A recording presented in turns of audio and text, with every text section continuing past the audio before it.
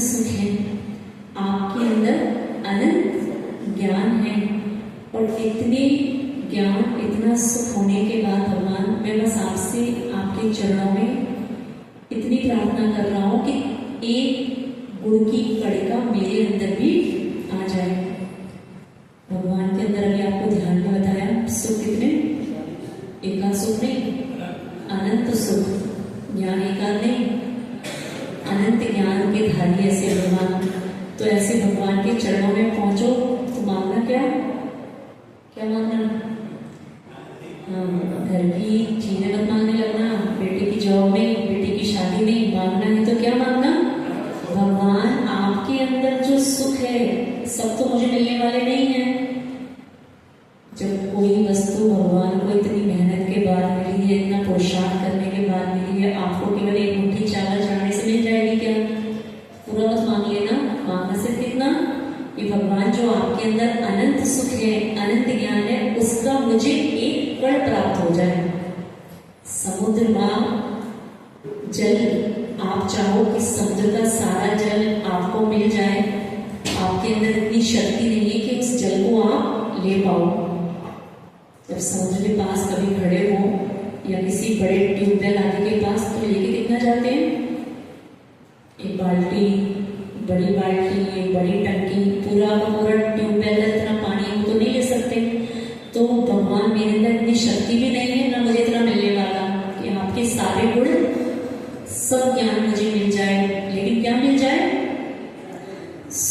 एक समय की कड़ी अंत की तब गुण की मुझ में आ जाए। भगवान एक समय में जितने आपके अंदर गुण प्रकट हुए, असंख्यात गुण, अनंत गुण, उसमें मात्र एक गुण की कड़िका भी मेरे अंदर प्राप्त हो जाए भगवान, बस तो मेरा जीवन। किसी ने मांगे आज तक भगवान से सुख, भगवान से गुण? ईमानदारी से बताओ, ईमानदारी से बताओ, सुख मांगते हैं क्या? चरणों में पहुंच के सीधे शुरू हो जाते हैं, भगवान बहुत दुख है जीवन में, भगवान अब क्या बताएं। दुख की कोई सीमा नहीं है। भगवान बेटे की जॉब नहीं है, बेटी की शादी नहीं है, पति बात मानते नहीं है, है ना? तो करना क्या है, ये आपको सिखाया जा रहा है कि भगवान की स्तुति करना भी थोड़ा सीख लो। भगवान के चरणों में मांगना है तो क्या मांगे कि भगवान आपने जो इतना ज्ञान प्राप्त किया, आपके अंदर जो इतना सुख है, भगवान थोड़ा सा सुख मुझे मिल जाए। ठीक है, राजा जी के दरबार में कहो कि हमें 100 रुपए दे दो, तो ये राजा के लिए भी शोभाप्रद नहीं होता और आपके लिए भी हास्यप्रद हो जाता है। इतना तो आपको किससे भी मिल जाता?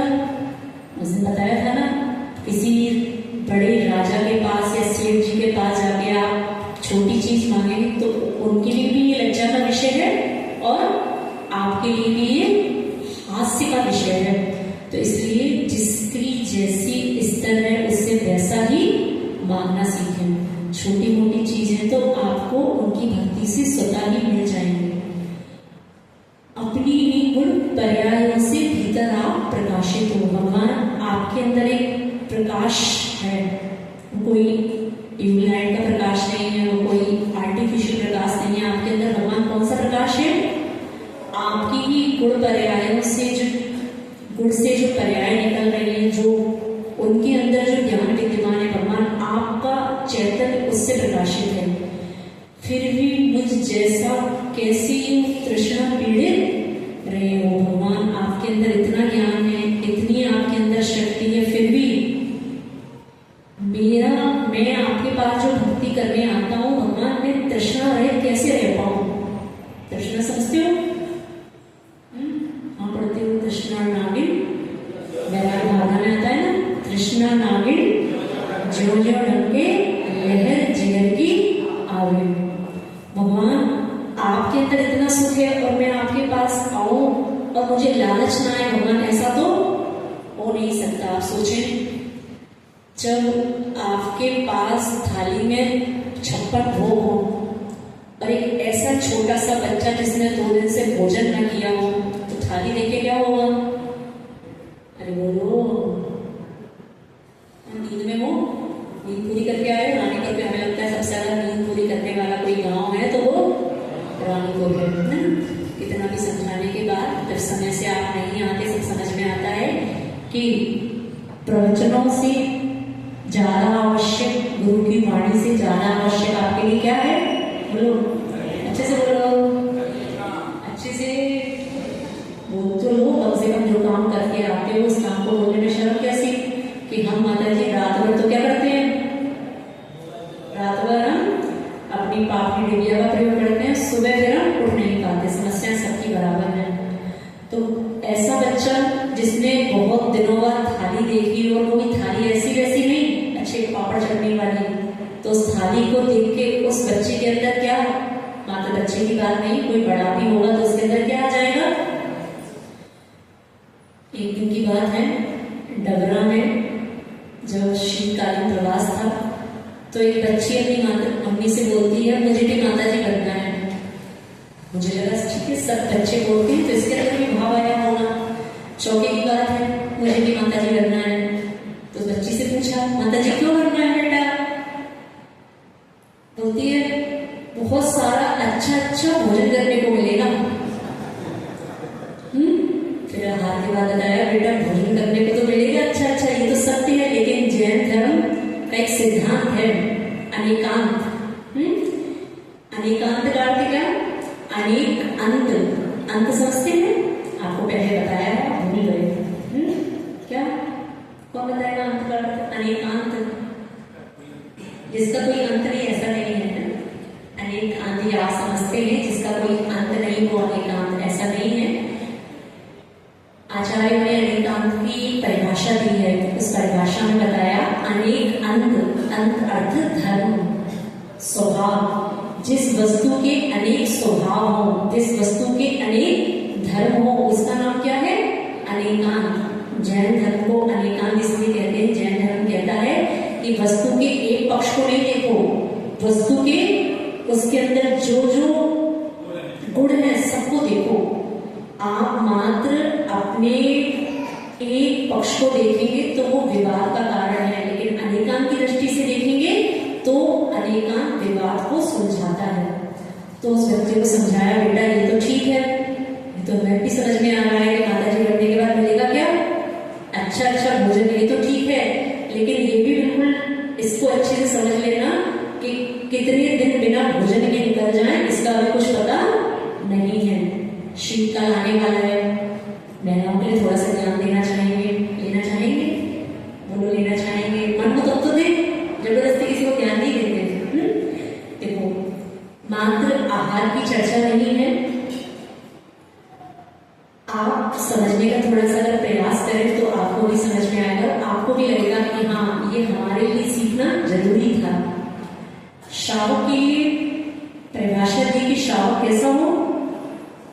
कैसा हो?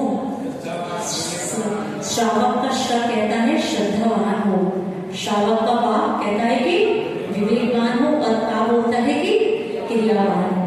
आप श्रद्धावान तो रहते हैं, आप क्रियावान तो रहते हैं, बस बीच का एक छूट जाती है बात जिसका नाम है विवेकवान। उसके उदाहरण कुछ कुछ दिखाई देते हैं। जब आपका विवेक आपसे छूट जाता है, और विवेक छूटने के दो कारण हो सकते हैं, एक आपकी भक्ति, विवेकहीन क्रिया होने के दो कारण हो सकते हैं। पहला कारण क्या? आपकी अपार भक्ति। हो सकता है कि कभी कभी अपार भक्ति के कारण भी आपकी वो क्रिया विवेक से रहित हो। और दूसरा कारण है प्रमाद। मैंने अच्छे से सुना, प्रमाद। और दूसरा कारण क्या? भक्ति। जब हम भक्ति वशात होकर मुनि महाराज के लिए नवदा भक्ति करने का प्रयास करते हैं तो हम हो सकता है भक्ति के वश होके, हो सकता है प्रमाद के वश होके कुछ क्रियाएं ऐसी कर जाते हैं जिससे वो आहार स्वास्थ्य वर्धक न होके स्वास्थ्य घातक हो जाता है। आचार्य जी कहते हैं कि साधु का आहार, वैसे तो श्रावक के लिए भी कहा, लेकिन साधु के लिए मुख्यतः इसलिए कहा क्योंकि साधु हॉस्पिटल नहीं जा सकता, साधु आपकी दवाइयां नहीं खा सकता। साधु के लिए इसलिए कहा कि साधु का आहार ही उसके लिए क्या है? औषधि है तो आपके लिए भी। अगर आप व्यवस्थित भोजन करना सीख जाएं कि किस मौसम में क्या लेना है, क्या अनुकूल है क्या प्रतिकूल है, तो वो आहार ही आपके लिए क्या है? औषधि है। आप आहार को एक मात्रा में लेना सीख गए। आहार के लिए लेने का एक क्रम बताया कि आहार आप इतना लें, शरीर के 4 भाग करें। कितने? 4 भाग करें। 2 भाग भोजन के लिए रखें, 1 भाग जल के लिए और 1 भाग खाली रखें। किसके लिए? हाँ, थोड़ी सी उसमें वायु का प्रसार भी होता रहे। अब ये तो हो गई आपकी बात, हमारी बात भी यही है, लेकिन आप अपने लिए कितना ध्यान रख पाते हैं हमको नहीं पता। आप ध्यान रख सकते हैं कि हमारे द्वारा बनाया गया आहार वो साधु के लिए उनकी साधना बढ़ाने वाला हो। वो आहार साधु के लिए उनके स्वास्थ्य घातक ना हो जाए। आप समझ के देखें, आपने साधु को नवधा भक्ति से आहार कराया, लेकिन आपका आहार उस साधु के अनुकूल नहीं था।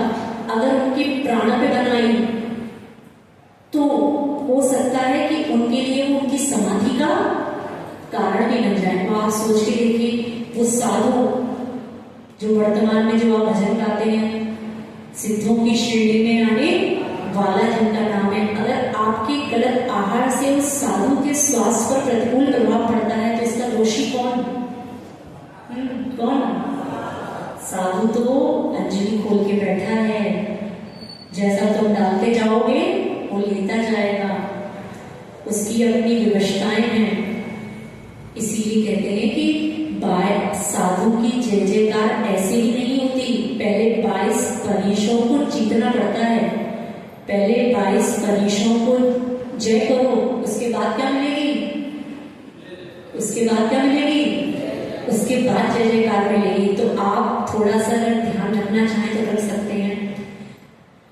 आपके नगर में साधु आते हैं, आप चौका लगाते हैं, नवधा भक्ति करते हैं, आप महिलाओं की कुछ आदत होती है, उस आदत को थोड़ा सुधार लेंगे तो हो सकता है साधु के स्वास्थ्य में कुछ अच्छा परिणाम दिखाई दे। आप जिस समय भोजन बनाते हैं, अभी सर्दी का समय आने वाला है, जब हम किसी पहले स्थान पे थे पिछले वर्ष दीक्षा के बाद, तब जब आहार लेने जाते थे, आहार की व्यवस्था ऐसी कि साधु ना बोल सकता, ना कह सकता, ना गर्म करने का कह सकता, ना ठंडा करने का कह सकता। जिस समय आहार करने जाते थे, थाली में रखी हुई प्रत्येक वस्तु इतनी ठंडी कि उसके ऊपर घी की परत जम जाती थी। और साधु को आप आहार कहते हैं, मन शुद्धि, वचन शुद्धि, काय शुद्धि, सब शुद्ध है हमारा। आपका शुद्ध भले ही हो, आपका आप जाने, आपका शुद्ध है वो आप जाने, लेकिन आपका वो आहार क्या साधु के लिए वो स्वास्थ्यवर्धक है? घी की चिकनाई जब आंतों में चिपकती है तो वो आंत उसको झेल नहीं पाती, वो आंत डिस्टर्ब हो जाती है। मात्र किसके कारण? घी की। आप खुद में कभी घर में खा के देखें तब आपको समझ में आएगा। जब वो सब्जियां जिनके ऊपर घी जमता है, साधु तो ठीक है अपना आहार मात्र इसलिए लेता है, साधु के आहार के भी शास्त्रों में 6 कारण बताए गए। अच्छा, श्री जी कहते हैं साधु रुचिकारी नहीं हितकारी आहार ले। मान लो हमें पसंद है अच्छे बढ़िया गरिष्ठ भोजन, लेकिन उस समय आचार्य भगवान ने क्या कहा? आपको रुचिकारी नहीं लेना, आपको कैसा लेना है? आपको हितकारी लेना है कि आपके लिए क्या हितकारी है और क्या आपके लिए अहितकारी है। ये तो हमारे ध्यान रखने की बात हुई कि ये बातें साधु ध्यान रखे, लेकिन कुछ बातें श्रावक भी ध्यान रखेगा कि नहीं?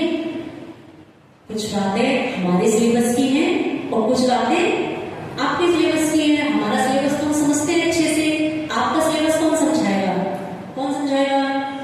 अब समझाने वाला अगर समझा रहा है तो उसके बाद थोड़ा सा अपने ज्ञान को सम्यक ज्ञान करना कि हाँ, जो बातें हमें साधु के द्वारा समझाई जाती हैं, हम आजीवन उस बात को समझने का, भूलने का प्रयास न करें।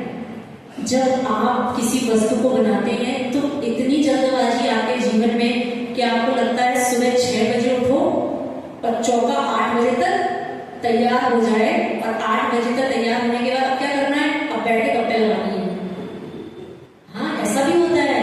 कहीं कहीं चौकों में ऐसा भी देखने को मिला, अभी तो नहीं देखने को मिलता, जब हम पहले उस अवस्था में थे तब देखने को मिलता था कि चौका बना, अब हम चौका बंद करके क्या करेंगे, क्या करना, अभी बोलते नहीं हो, डांट नहीं रहे हैं, अब बात करो बढ़िया, या बात नहीं करनी तो इसके बाद और रेस्ट कराओ, इतना बनाओ कि जितना बनाया है कम से कम साधु के लिए स्वास्थ्यवर्धक हो जाए।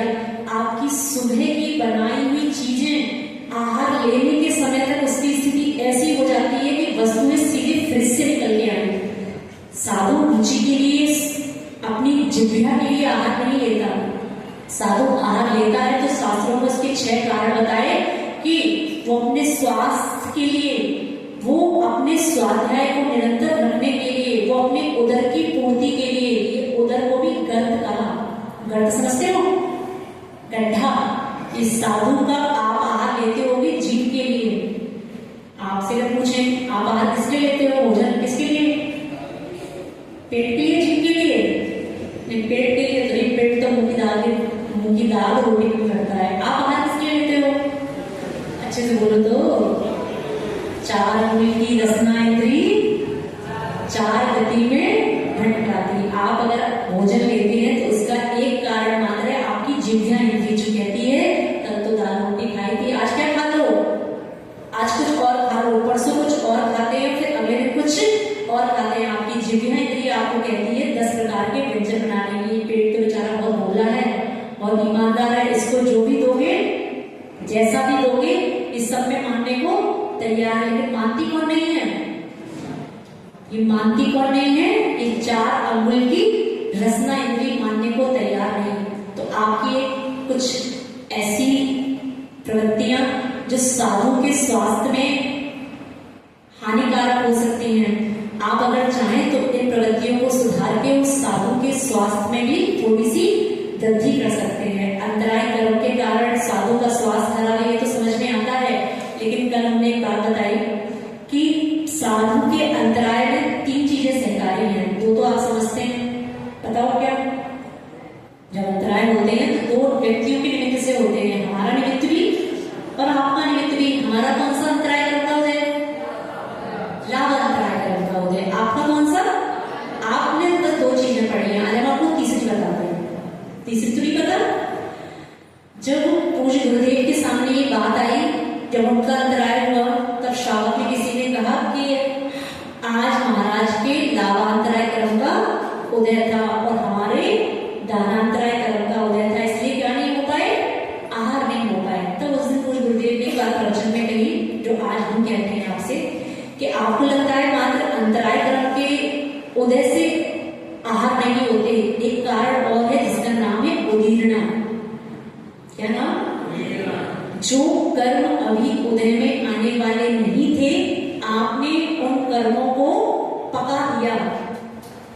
निर्जरा सुनी है, 12 भागों में पंक्तियां पढ़ते हैं, क्या, सविपाक और अविपाक निर्जरा, वो यही है। जैसे कच्चा आम, वो अभी पकने की समय उसका नहीं था, लेकिन आपने पाल में रख के उसको पका दिया, अब वो आपके खाने के योग्य हो गया। तो पका कैसे, अभी तो पकना नहीं था, लेकिन आपने उसमें कुछ ऐसा केमिकल प्रयोग किया जिससे वो आम पक गया। अंतराय भी कुछ ऐसा ही है। कुछ अंतराय ऐसे जो उदय में आने वाले थे इसलिए हो गए, और कुछ का काल भी बाद में था, लेकिन वो काल उदीर्णा हो गई। इसकी उदीर्णा का अर्थ आपने उसको पहले ला दिया। तो ये किस कारण से हुआ, ये तीसरा कारण आपको समझाना चाह रहे हैं। समझ में थोड़ा ज्ञान को थोड़ा अच्छा करने का प्रयास करो। 2 कारण सुने ना, लाभांतराय और तीसरा कारण सुनो कौन सा, उदीर्णा। वो उदीर्णा कैसे होती है आप आपको बताओ। अब उदीर्णा हुई कैसे, किसने करी, हमने करी या आपने करी, अरे थोड़ा ज्ञान का प्रयोग तो करो।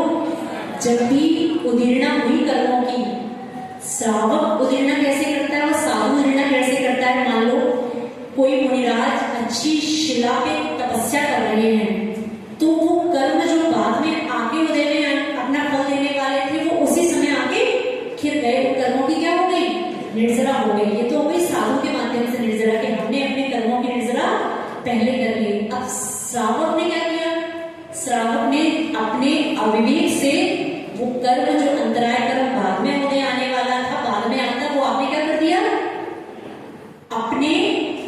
ऑटोमेटिक से उसको पहले ही ओरिना में ला दिया। इसका नाम क्या है? इसका नाम क्या है? बोलो तो। ऐसा लग रहा है कि बस चतुर्मास माता जी क्या बताना, थक गए। हाँ, आप लोगों की स्थिति, आप लोगों की उपस्थिति क्या समझ में आने लगा कि हमारा भी अब बिहार का समय, हमें भी एक डेट निकाल लेनी चाहिए 31 अक्टूबर के बाद। क्यों? उपस्थिति में आप खुद देखें, उपस्थिति में परिवर्तन आया कि नहीं आया? बोलो माता जी, आया। अच्छे स्वीकार करो, हृदय से स्वीकार करो। डरने वाली बात क्या है? हम तो महावीर के वंशज हैं, क्यों डरे? उपस्थिति में जब अंतर दिखने लगता है तब समझ में आ जाता है बढ़िया, बेचारे बहुत भर गए हैं, बहुत सुन लिए, बहुत ज्ञानी हो गए, बहुत शिविर हो गए, बहुत परीक्षाएं हो गई। अब ये बेचारे थोड़ा सा क्या चाहते हैं? जब श्रावक आके हमसे कहता है माता जी आशीर्वाद दीजिए, हम यात्रा के लिए जा रहे हैं, तब समझ में आता है चतुर्मास पूरा। चतुर्मास पूरा होने का संकेत हम आपको बताते हैं, कैलेंडर की भी जरूरत है ही नहीं। जब श्रावक आपसे ये कहने आ जाए कि माता जी हमें क्या दे दो, आशीर्वाद दे दो, हम यात्रा के लिए जा रहे हैं, आप समझ ले, उस समय साधु समझ लेता है चतुर्मास पूरा हो गया। अब ये श्रावक क्या चाहता है? इस श्रावक को अब थोड़ा सा आराम चाहिए। अब ये बेचारा 3 महीने से बंधा माता जी के अनुशासन में रह रहे के परेशान हो गया, इसको थोड़ी सी खुली हवा चाहिए। तो समझ में आता है बिना कैलेंडर देखे ही कि निष्ठापन का समय आ गया। जैसे आप लोगों की उपस्थिति बता रही है कि माता जी अब बस हो गया, ठीक है, कोई बात नहीं। अब जितने भी दिन रह गए हैं उतने दिन जितना ज्ञान दिया जा रहा है उतना तो ले लो, है ना? समझ में आ रहा है? हमारा भाव था कि चलो एक शिविर अभी लगा आपके लिए, वो सब उपस्थित नहीं रहे उसमें, महिलाएं तो अच्छी उपस्थित नहीं। अभाव किसका रहा? पुरुषों का। कारण पूछा पुरुषों से तो पता लगा माता जी विषय बहुत जटिल था। विषय क्या था? कुछ लोगों को विषय भी नहीं पता होगा। शिविर का विषय क्या था? 24 ठाणा। तो कुछ लोग तो नाम सुन के ही नहीं आए कि 24 ठाणा। ठाणा मतलब कुछ कठिन शब्द है, जबकि अंदर कुछ नहीं था उसके, खोला पहाड़ की चिड़िया थी वो। जिन लोगों ने शिविर पढ़ा उनको क्या पढ़ाया गया? कुछ नहीं। 4 गतियां होती हैं, इतने संयम होते हैं, इतने विस्थान होते हैं, बस इतना पढ़ाया गया। और आपको क्या लगा 24 ठाणा का मतलब क्या? कोई बड़ी चीज है। तो आधे लोग तो नाम सुन के नहीं आए, आधे लोग जो एक आध दिन आए वो थोड़े से और कम हो गए। तब मेरे मन में विचार आया कोई बात नहीं, अगली बार एक शिविर और लगाएंगे, 5 दिन का, 10 दिन का, 7 दिन का, जितना दिन शेष बचा है चतुर्मास में, उसका विषय ऐसा रखेंगे जो आप मंदिर में सामान्य चीजें पढ़ते हैं उनको समझाने का आपको प्रयास करेंगे। लेकिन जब आप आशीर्वाद ले रहे हैं माता जी आशीर्वाद दीजिए, यात्रा पे जा रहे हैं, तब समझ में आया बस चतुर्मास हो गया, अब ज्यादा ज्ञान हमें भी नहीं देना और ज्यादा ज्ञान इनकी लेने की स्थिति है भी नहीं। चलो कोई बात नहीं। पूज्य गुरुदेव ने इसमें लिखा, हाँ अपने विषय पे आते हैं। आपको श्रावक बना दिया है हमने, अब आपको बनाने का काम हमारा, आप बने ना बने ये काम किसका? ये काम आपका, ठीक है। तो भगवान की भक्ति के लिए लिखा कि भगवान आपकी भक्ति से हमें क्या चाहिए? मात्र आपके गुण हमारे अंदर आ जाए, थोड़े से एक गुण की पर्याय भी आ जाए, भगवान बस इतना ही चाहिए। अब ये गुण की पर्याय आती कैसे? इसके लिए करना क्या पड़ता है? बताओ क्या करना पड़ेगा? ये गुण की पर्याय पूजन करने से नहीं आती, ये गुण की पर्याय शांति धारा अभिषेक करने से नहीं आती। कैसे आती है? ये आती है भगवान का ध्यान करने से। आपको उस दिन बताया कि आप 1 घंटे धार्मिक क्रियाएं करें और 1 मिनट का आप क्या करें? ध्यान करें। दोनों का फल बराबर है, लेकिन आपको सरल क्या लगता है?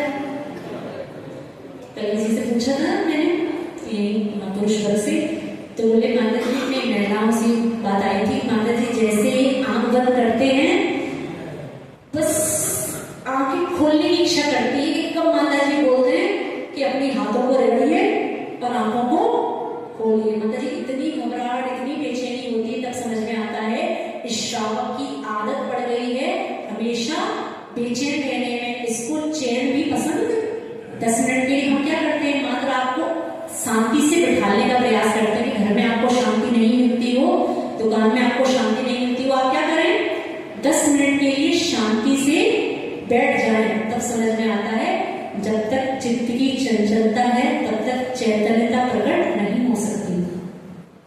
बोलो एक बार, सुनो एक बार, जब तक चित्त की चंचलता है तब तक चैतन्यता प्रकट नहीं हो सकती। 10 मिनट बैठना भी जब आपको भारी लगता है तब समझ में आता है कि इनका कुछ होने जाने वाला नहीं है, इनको मात्र आनंद आता है। तो किसमें?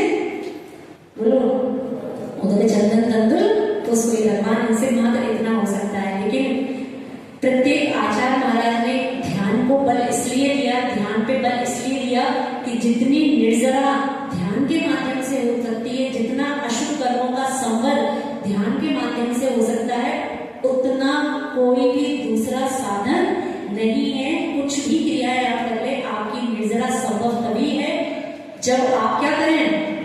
और माता जी सबसे मुश्किल क्या काम है, लगता है कि नहीं? अच्छा ईमानदारी से बताओ, कितने लोगों को ध्यान करना अच्छा लगता है? ईमानदारी, नहीं झूठ नहीं बोलते, अच्छा लगता है इतने लोगों को? नहीं, ऐसा नहीं मान सकते। अभी हम 48 मिनट की समय करा दे ना तो भागने लगोगे। अभी माता जी आज आए सो आए, अब तो भगवान बचाए हैं। माता जी अभी 31 को कर रही हो, यहाँ तो कभी कर जाओ, ऐसी स्थिति आ जाएगी। चलो अच्छी बात है, इतनी आपकी रुचि बनती है। तो आचार्यों ने कहा आपकी कर्मों के, अशुभ कर्मों के संवर में अगर कोई कारण है, सबसे बड़ा सहकारी कारण है तो क्या? देखो, ध्यान करना सरल तब है जब कोई ध्यान कराए। आपके जो हाथ उठे वो उस समय के लिए उठे कि माता जी हमको ध्यान करना पसंद है। जब शर्त क्या है? जब आप कराओ, या फिर मोबाइल पे जब आप घर में जाए तो मोबाइल पे जो आपके गुरु जी है वो ध्यान करा रहे हो और आंख बंद करके क्या करें? ये तो हो गया किसी आलम्बन से आपने ध्यान किया, लेकिन वास्तव में ध्यान कौन सा है? जब कोई भी आलम्बन आपके पास ना हो तब आप ध्यान करें। कोई साधन ना हो, गुरु भी आपके पास ना हो, कोई भी साधन आपके पास उस ध्यान संबंधी ना हो, फिर आप ध्यान करें, तब वास्तव में कहा जाएगा कि आज आपने क्या किया। हाँ, प्रारंभिक अवस्था में मान लें जब आपको नहीं आता उस समय आप क्या करें? उस समय आप उपकरणों का प्रयोग करके ध्यान करें। लेकिन एक समय आने के बाद वास्तव में ध्यान कौन सा? माला करना तो बहुत सरल है, मुश्किल क्या है? 24 मिनट के लिए अपनी आंखों को बंद करके ध्यान करना। क्यों? समझ में आ रहा है? मंदिर में कभी प्रयास करके देखना अष्टमी चतुर्दशी को कि आज हम, अगर हमारे पास समय नहीं है तो आज हम पूजन नहीं करेंगे। इतना अपना आग्रह छोड़ो। आपको लगता है सारा फल, सारी मुक्ति किससे है? सारा कर्मों की निद्रा किससे है? पूजन से। ये भी थोड़ा सा आग्रह छोड़ोगे तब वास्तव में कुछ धर्म ध्यान कहलाएगा। समय ज्यादा है तो दोनों काम करो, लेकिन समय कम है तो कभी कभी ऐसा भी करो कि आज मैं क्या करूंगा। माता जी आप तो बोल लो करना है, कुछ नहीं करना है, वही अनादिकाल से जन्म स्वामी, और भी समझ में आता है। लेकिन हमारा काम क्या है? हमारा काम है आपको सम्यक ज्ञान देने का। आप उस सम्यक ज्ञान को ग्रहण करें या ना करें, ये आपकी दृष्टि है, आपका विषय है। तो कभी कभी क्या कर सकते हैं?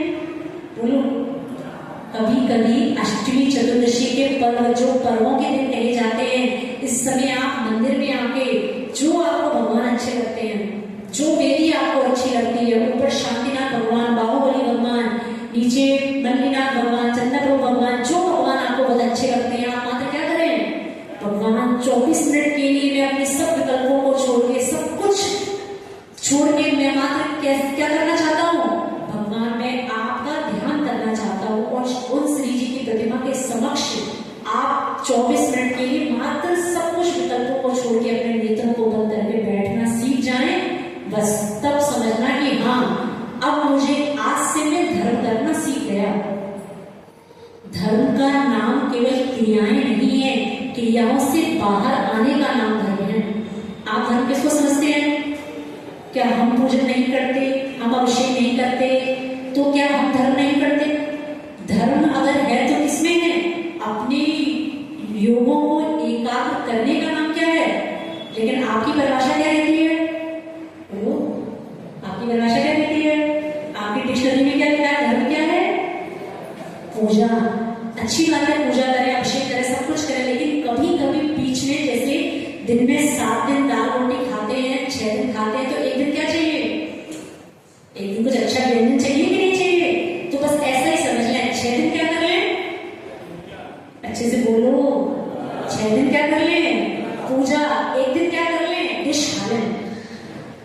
व्यंजन डिश का मतलब क्या, एक दिन ध्यान कर लें। जिस दिन ध्यान 24 मिनट का आपसे हो जाए, आप देखना 24 मिनट ध्यान करने के बाद आपको क्या आनंद आता है। शुरू में हो सकता है आपको परेशानी हो, थोड़ी सी सिर दर्द हो, दिमाग घूमे आपका, क्योंकि दिमाग को आदत क्या पड़ी है, इस मन को आदत क्या पड़ी है, मेरा मन बड़ा चंचल है। भगवान तुम्हें कैसे समझाओ, जितना इसे समझाओ उतना ही, बड़ी मुश्किल है ना। भगवान जितना मैं इस मन को समझाता हूँ इतना ही और चलता है, ऐसा नहीं है। जैसे कि किसी दीवार पे कोई दाग लगा है, एक बार पुताई करने से वो दाग नहीं गया, तो आप क्या पुताई करना छोड़ देते हो? आप तब तक पुताई करते हो जब तक कि वो दाग चला नहीं जाता। एक बार आपका मन नहीं लगता, आप छोड़े नहीं, आप क्या करें, कोई बात नहीं, आज मेरा 24 मिनट में मन नहीं लगा, मैं कल फिर से करूंगा, कल नहीं लगा मैं परसों करूंगा। जब हम मोक्ष मार्ग में निकले, जब व्रती लोगों को देखते थे कि 48 मिनट की सामायिक ये लोग एक ही स्थान पर बैठ के कर लेते हैं, तो इतना आश्चर्य होता था। जब प्रेरणा दी जाती थी कि प्रतिमा के व्रत ले लो, तो लगता था सब कुछ सरल है, सोले का भोजन करना सरल है, हम ये भी कर लेंगे, हम ये भी कर लेंगे। लेकिन मुश्किल मुझे कहाँ लगती थी कि 24 मिनट में दो प्रतिमा के व्रत के बाद आपको सामायिक 2 बार तो कम से कम करनी पड़ेगी, और 24 मिनट में नहीं। जो व्रती बनना चाहते हैं, चाहते तो कुछ नहीं हो, ऐसे सुन लो, अगर भविष्य में अभी जाके व्रती बने तो आपको क्या करना पड़ेगा, 2 टाइम की क्या, कम से कम, वैसे तो 3 टाइम की करते हैं, लेकिन 1 टाइम की छूट है कि उस टाइम ना भी करें तो चल जाएगा, लेकिन आपको 2 बार की तो नियम से करनी है। कितनी देर के लिए करनी है, 2 घड़ी के लिए। 2 घड़ी का मतलब 48 मिनट के लिए तो करनी ही है। तो लगता था हमें कि अपनी प्रतिमा के साथ होने वाले कभी जीवन भर नहीं है, क्योंकि 48 मिनट बैठना तो ऐसा लगता था इससे बड़ा काम संसार में कुछ हो ही नहीं सकता, क्योंकि घर से तुरंत निकल के आए थे, 48 सेकंड भी किसी स्थान पर बैठने की स्थिति नहीं बनती थी। जैसे आपकी बेटियां हैं, शक्ति कूदती रहती हैं, ऐसे ही थे। तो धीरे धीरे जब प्रयास किया, 1 माला की, 2 माला की, 3 माला की, जब 5 माला करना सीख गए, एक स्थान पर बैठना सीख गए, तो धीरे धीरे आज लंबी लंबी सामायिक भी कर लेते हैं। तो क्या उस समय करना छोड़ दिया था, उस समय हार मान ली होती तो आज इस अवस्था में आने का हम सोच भी नहीं पाते। इसलिए क्या करना, ये तो भी हमारी बात, अब बात करते हैं आपकी, क्या करना, बोलो करना हमें, बोलो तो, ऐसा नहीं कहते, अच्छे से बोलते, माता जी करना हमें है, बोलो माता जी हम करने का प्रयास करेंगे। हम अभी तक अच्छे बच्चे नहीं थे, हम अब थोड़ा सा धार्मिक होने का प्रयास करेंगे। क्रियाओं में मात्र धर्म नहीं होता, एक स्थान पे एकाग्रता पूर्व बैठकर भगवान का चिंतन करने का नाम वास्तव में धर्म है। धर्म ध्यान सुना है, 4 प्रकार के ध्यान होते हैं। आर्त ध्यान, हाँ 24 घंटे वाले बोलो, डॉक्टर साहब तो ज्ञानी हो गए आपके यहाँ। आर्त ध्यान, धर्म ध्यान, हाँ ठीक है, हाँ धर्म ध्यान और शुक्र ध्यान। आपसे पूछिए कि धर्म ध्यान क्या है, क्या वर्तमान में धर्म ध्यान होता है, कौन से स्थान से होता है, इसे पढ़ाया आपको, समय दृष्टि को होता है, चौथे स्थान से होता है, ठीक है, ये सब बातें तो ठीक है, पढ़ाई की हो गई। अब वास्तव में धर्म ध्यान क्या है, हम आपसे कहें धर्म ध्यान करो तो आप करोगे क्या? आप बस एक लाइन आपको सिखा के भेज रहे हैं आज, और इस लाइन को अगर आपने सीख लिया तो ये आपका धर्म ध्यान है। आई और माइंड का अंतर कर लेना ही धर्म ध्यान है। किसका? आई और माइंड का अंतर कर लेना, यही धर्म ज्ञान है। आई अर्थात मैं, माइंड मेरा, इतना सीख जाओ, ये मैं हूं बस। आई कहना सीख लो, माइंड कहना छोड़ो। संसार में ऐसे बड़े बड़े व्यक्ति, भरत चक्रवर्ती जैसे जीव, जिनके पास 6 खंडों की संपदा है, सब कुछ है, लेकिन उसमें निवृत्त नहीं है। आई मतलब मैं हूं बस, माइंड ये सब मेरा नहीं है। जिस दिन ये सीख गए कि संसार में भले ही मुझे सब कुछ अपने पुण्य से मिला, लेकिन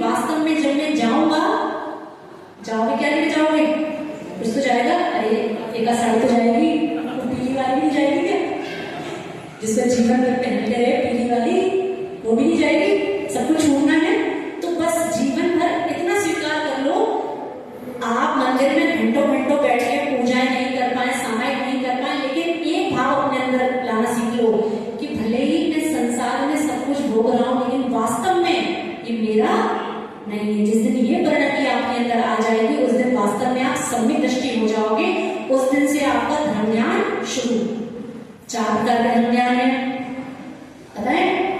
आज्ञा विषय, अपाय विषय, विपाक विषय और संस्थान विषय। भगवान की आज्ञा को पालन करना, जैसा उन्होंने कहा है उसको स्वीकार करना, इसका नाम क्या है? आज्ञा विषय। अपाय विषय, भगवान ये संसार के जीव कैसे दुख से दूर हो, इनका दुख कैसे दूर हो, संसारी जीवों को दुख से निकालने का भाव करना, इसका नाम क्या है? अपाय विषय। तीसरा विपाक विषय, कर्मों के फल का चिंतन करना, विपाक विषय। और चौथा संस्थान विषय, इस 3 लोक का चिंतन करना। ये है, ये आपसे हो ना हो कोई बात नहीं, आपको तो कितना सीखना है। ये मैं हूं और ये मेरा नहीं है। मैं कहना सीख लो, मैं के अलावा संसार में जितना सब कुछ है कैसा है? किसका है? मेरा है। सब प्रॉपर्टी भी हमारी है।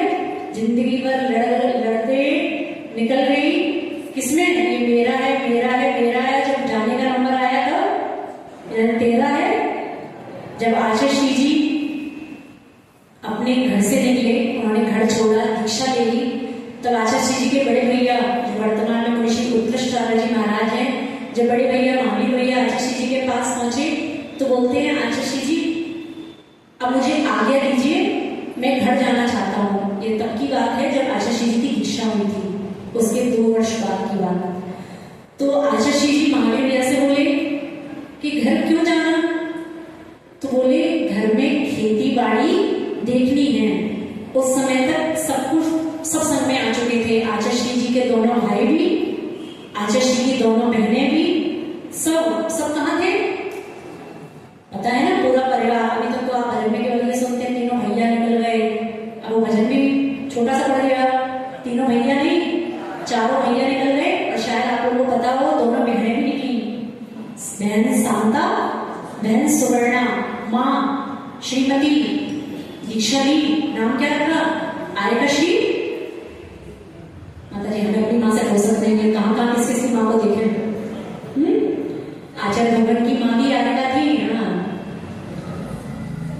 हाँ, आर्यकश्री समयवती माता जी, आप लोगों को तो जानकारी भी नहीं होगी। आचार्य भगवान की माँ भी आर्यका थी। आचार्य भगवान के पिता, जिनको आप मल्लप्पा, आरती में मल्लप्पा तो गाते हो, लेकिन वो मल्लप्पा भी बहुत श्रेष्ठ मुनिदास थे। नाम यहाँ से निकल गए, कहाँ निकल गए? ऐसे निकल गए। यहाँ आए थे, चरण पड़े थे उनके, और माता जी से मिलने नहीं जाते हैं। लोग कहते हैं माता जी आपसे मिलने आया, ये क्या गले गले मिलना है क्या? अपनी शब्दावली को सुधारना सीखो।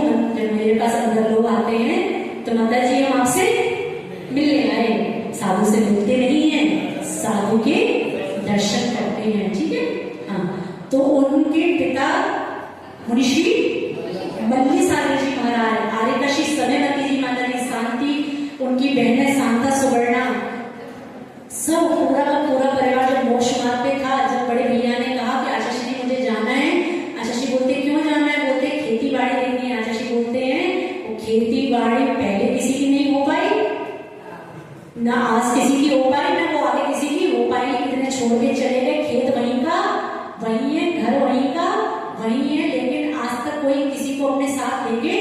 इसीलिए एक दिन मेरा किसी के घर पे हुआ तो मैंने उनको बोला धर्मशाला किसकी है? तो बोलते नहीं माता जी हम अपने घर में रह रहे हैं, हमारा है। मैंने कहा नहीं, क्योंकि आपके यहाँ एक प्रचलन है कि आहार वो नहीं कराता जिसका घर होता है। ईरानीपुर में परंपरा है, आहार वो कराता है जो हमारे घर के सामने रहता है। ठीक है, आहार पूछना पड़ता है चौके के बाद ये धर्मशाला किसकी है? तो बोलते नहीं माता जी धर्मशाला नहीं है, ये तो हमारा निजी घर है। तो हमने कहा अच्छा आपका निजी घर है, तो आपके पिताजी उनका भी निजी घर था। अरे माता जी हमारे घर को लेके नहीं गए। समझ में आ रहा है? अगर आपका निजी था, निजी वो वस्तु कहलाती है जो आपके साथ हमेशा रहे। आप किसी वस्तु को कैसे निजी कह सकते हैं जो आपके साथ कभी भी छूट सकती है? तब उनको समझाया भैया जब आपका घर आपके साथ चला जाए तब कह लेना निजी है। अभी तो सब लोग कहाँ रह रहे हो? घर में नहीं रह रहे हो। सबको आपके दादा छोड़ के गए, आपके पिताजी छोड़ के गए, आपको भी एक दिन ये घर किराए का मकान है, अपना नहीं समझना। तो कुछ लोग कहते हैं किराए के मकान में रहते नहीं। माता जी क्या बात कर दी आपने? माता जी इतना संपत्ति तो है माता जी कि हमारा है, आपका नहीं है। वो मकान किसका है? वो मकान, एक भजन सुनते हैं ना, लकड़ी के मकानों में ये किराए क्या, नहीं ये हम लोग बचपन में डाले थे, लकड़ी के मकानों में चिरागों को न रखिए, ये आग पड़ोसी में बुझाने नहीं आते, आते हैं नए लोग पुराने नहीं आते। ये किराए के महल में ऐसा कुछ था, अब याद नहीं आ रहा, थोड़ा ऐसा गाते थे कि महल कैसा है, मकान कैसा है, अपना नहीं है ना। मकान के बाद पट्टियां तो लगाते हो बड़ी बड़ी, आवाज ग्रह किसका, फलाने फलाने चंद्र का, फलाने फलाने चंद्र का होता तो फलाने चंद्र के साथ में उनकी जाता, लेकिन जाते समय दोनों हाथ कैसे,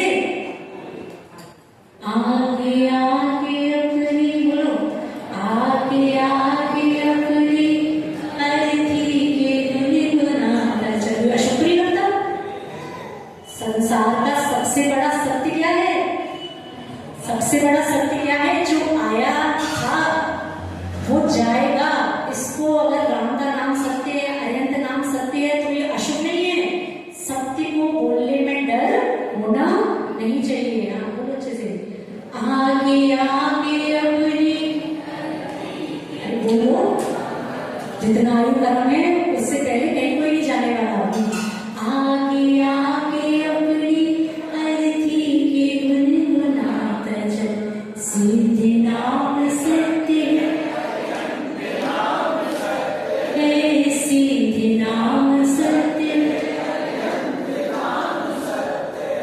पीछे पीछे दूर तक दिख रही जो भीड़ है, पीछे पीछे दूर तक दिख रही जो भीड़ है, पंक्षी साख से उड़ा खाली पड़ा नीर है, पंक्षी साख से उड़ा खाली पड़ा नीर है। ये समझते हो? वृक्ष मकान नहीं, अरे कुछ समझते हो? पक्षी उड़ गया, और जो वृक्ष का कैसा रह गया, खाली पड़ा नीड है। पंक्षी साख से उड़ा खाली पड़ा नीड है, पक्षी साख से उड़ा खाली पड़ा नीड है। सृष्टि सारी देखियो पर्याय ये अनित्य है, सृष्टि सारी देखियो पर्याय ये अनित्य है, सिद्ध नाम सत्य है, अनंत नाम सत्य है, सिद्ध नाम सत्य है, अनंत नाम सत्य है। जिनको मेरे सुख दुखों से कुछ नहीं था वास्ता, जिनको मेरे सुख दुखों से कुछ नहीं था वास्ता, उनके ही कांधों पे मेरा कट रखा था रास्ता, उनके ही कांधों पे मेरा कट रखा था रास्ता। कौन लेके जाएगा बाद में? हाँ? कौन लेके जाएगा? थोड़ा जीवन का सत्य समझने का प्रयास तो करो। उस सत्य से डरना नहीं है। जिन व्यक्तियों से हम दूर दूर भागते रहे, जिन व्यक्तियों के साथ हम यात्राएं करना नहीं चाहते माता जी, हम उस व्यक्ति के साथ जाना नहीं चाहते माता जी, और अंत में जब वो आपका जनाजा निकलेगा तो उठाने वाले कौन होंगे? वही चार लोग होंगे। उस समय कहने के लिए मुख भी नहीं होगा कि हमें मत उठाओ, जिंदगी भर तो हमारी तुम्हारी बनी नहीं, अंत में तुम ही हमें उठा रहे हो, तो ये कहना भी छोड़ दो माता जी, हमारी इससे बनती नहीं कि अंत में उठाने वाले कौन होंगे? जिसको हमारे सुख दुखों से कोई वास्ता। पंक्तियां मात्र बोलने के लिए नहीं है, पंक्तियां जीवन में कुछ अच्छा परिवर्तन लाने के लिए भी सीख लो।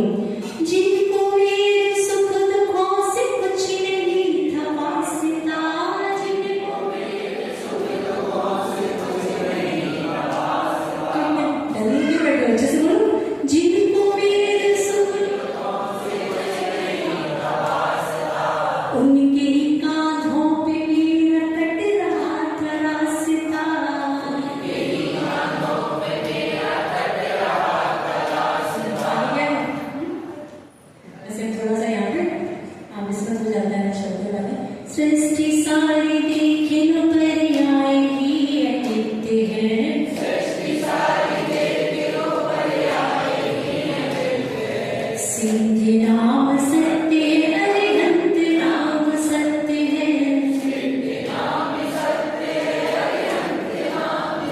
जीवन में वो समय आए कि सिद्ध नाम सुनने के लिए शरीर में आत्मा भी न रहे, उससे पहले जब तक सांसें हैं, जब तक चेतन आत्मा विराजमान है, तब तक जीवन पर्यंत अच्छे से सिद्धों का नाम सुनो, सिद्धों की भक्ति करो, उनका स्मरण करो, उनका चिंतन करो, पंचकर्मेष्टि भगवान